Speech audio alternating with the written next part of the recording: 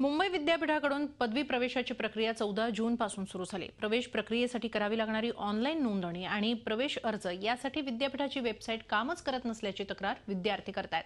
सलग 3 दिवसांपासून वेबसाईट अत्यंत धीम्या गतीने काम करतेय। याचा मनस्ताप विद्यार्थ्यांना होतोय। या विद्यापीठाचा रियालिटी चेक केलाय आमच्या प्रतिनिधी दीपाली जगताप यांनी। शैक्षणिक वर्षाच्या सुरुवातीलाच विद्यार्थ्यांना मुंबई विद्यापीठाच्या भोंगळ कारभाराचा अनुभव येतोय। मुंबई विद्यापीठाची पदवी प्रवेश प्रक्रिया सुरू झाली आहे, ज्यासाठी विद्यार्थ्यांना मुंबई विद्यापीठाच्या वेबसाईटवर जाऊन ऑनलाईन नोंदणी करायची आहे।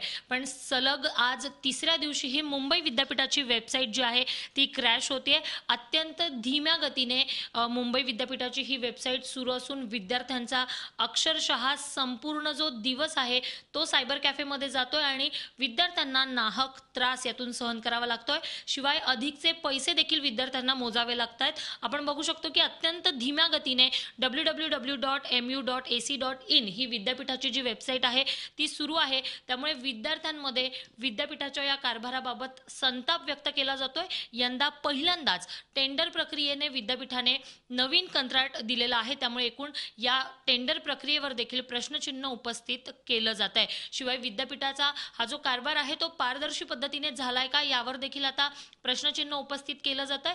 यंदा विद्यापीठाची ही प्रक्रिया सुरू करायलाच विद्यापीठाला 2 आठवड्यांचा विलंब झाला होता। त्यामुळे पुन्हा या सगळ्या गोंधळामुळे प्रवेश प्रक्रिया लांबणार का असा देखील सवाल उपस्थित होतोय। व्हिडिओ जर्नलिस्ट प्रफुल्ल परिहारसह Deepali Jagtap Patil, Zee media, Mumbai. Zee 24 तास रहा एक पाऊल पुढे।